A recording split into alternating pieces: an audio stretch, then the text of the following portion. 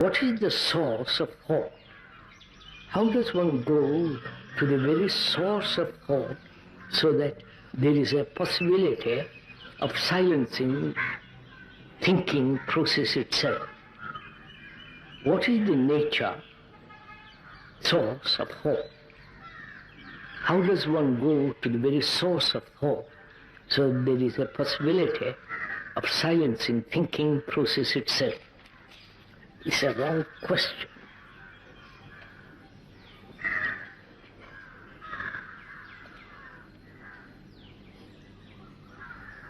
So what is thinking? I'm asking you. What is thinking?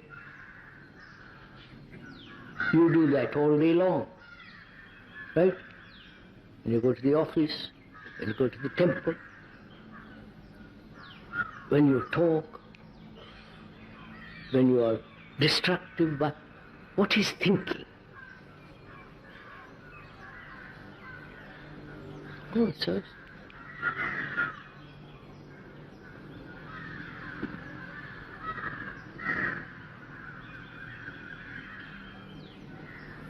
Have you ever even thought about what is thinking? What is the movement of thought?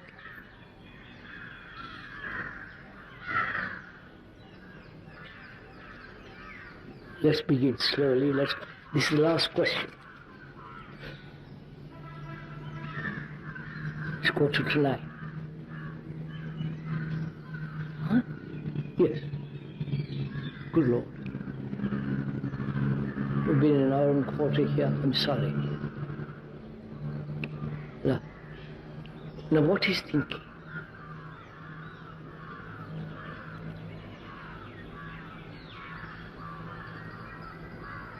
Not what to think, not what to think about, not what thought should do or not do, but we are asking what is thinking itself.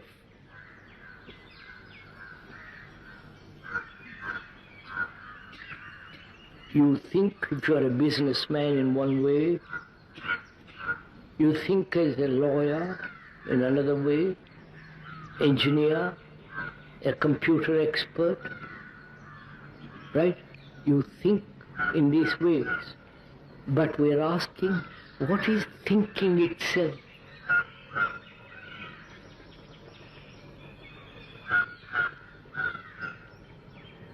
If one is asked your name, you reply instantly. There is no hesitation. Hesitation being time interval. Please just follow this for a little bit. When you are familiar with something, there is no activity of thought. There is instant response. You know this, the house you live in, the street you go by, that is familiarity, constant repetition as your name. There is instant response. That response has been immediate because there has been past repetition. My name is so-and-so. I've been called that name since I was a small boy, and I repeat it. And when you ask what my name is, out it comes. Then, if one asks a more complicated question,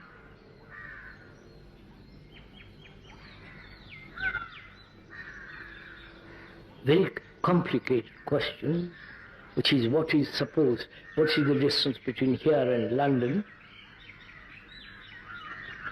You hesitate, you have read about it somewhere, or you begin to inquire what's the distance. So the time interval between the question and the answer, during that interval, there is the operation of thinking.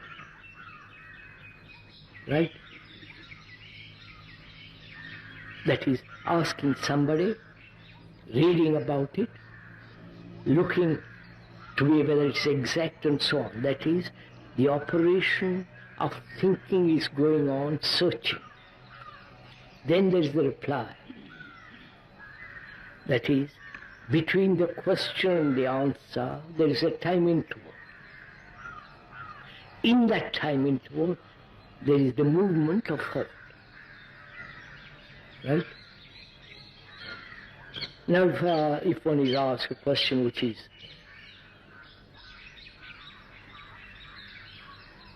for which you have no answer,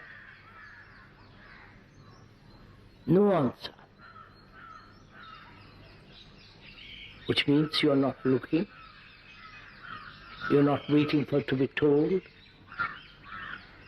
you are not searching, asking. You said, I don't know. When you say, I don't know, actually I don't know, what has happened to the quality of thinking? You're following this? Please, sir, do it with me. When you actually say, I don't know, and you mean it, not say, well, I'll find out, I'm waiting for an answer, I'm doing this. But when you are absolutely clear that you don't know,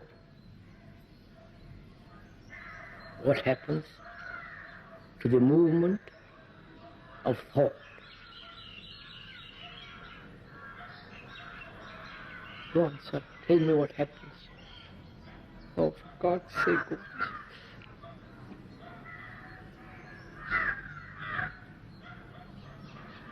The activity of thought comes to an end for them.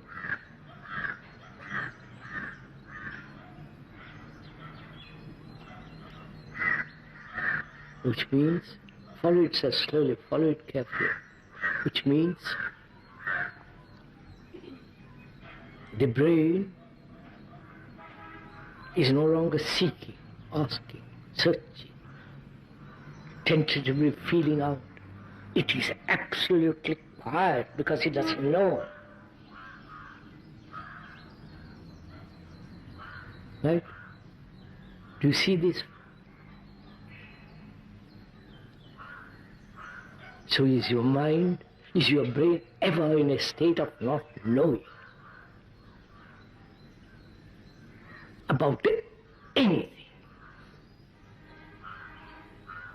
Or your brain is always full of knowledge? It follows. You're following all this. Which is, your brain is occupied with your, what you are doing, how you will tell this, quarrels with your wife, husband, business, churning.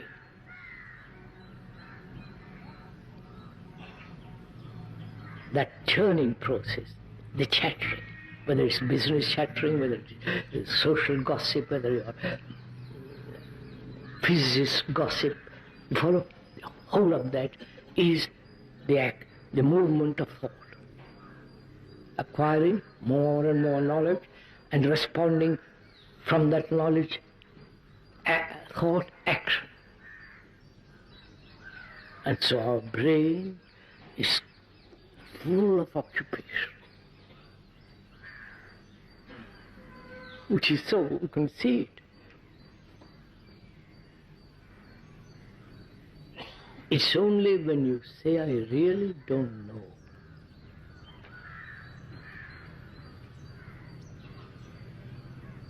that's a very frightening state for most people. Because we are also vain, conceited, arrogant. We are so full of other people's knowledge.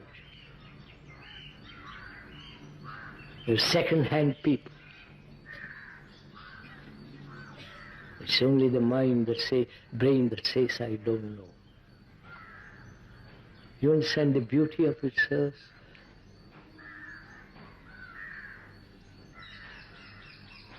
Such a brain is a quiet brain because it's totally unoccupied. It occupies when necessary, but otherwise absolutely in a state of not knowing. You understand it?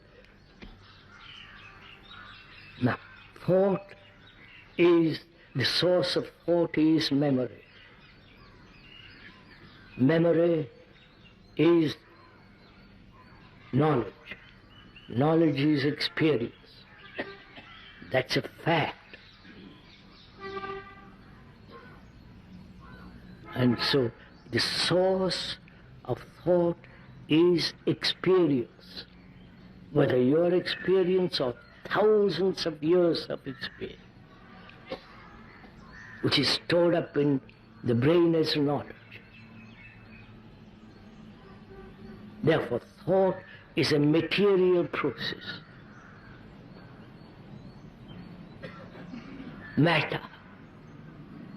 Anything that thought creates is matter. Your gods are matter. I know you don't like that.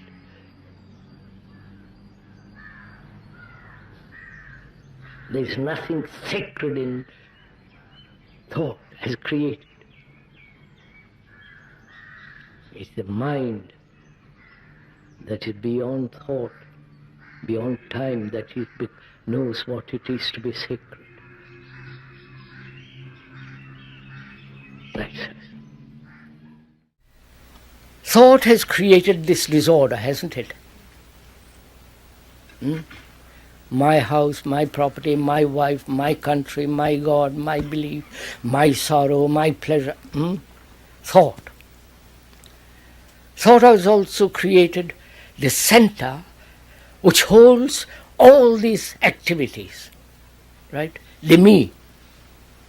Thought has created the me, in which all these activities go on, right? Thought has created this. And thoughts has created the problems, and thought says, I will solve these problems. And thought has never done it, right? Politicians right throughout the world say, we will solve all these problems through very careful thinking.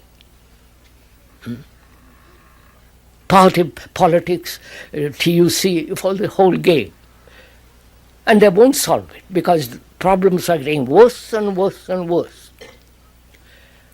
So thought has created all these problems. Thought is me, thought is my problem, thought is the disorder in which I live. Right.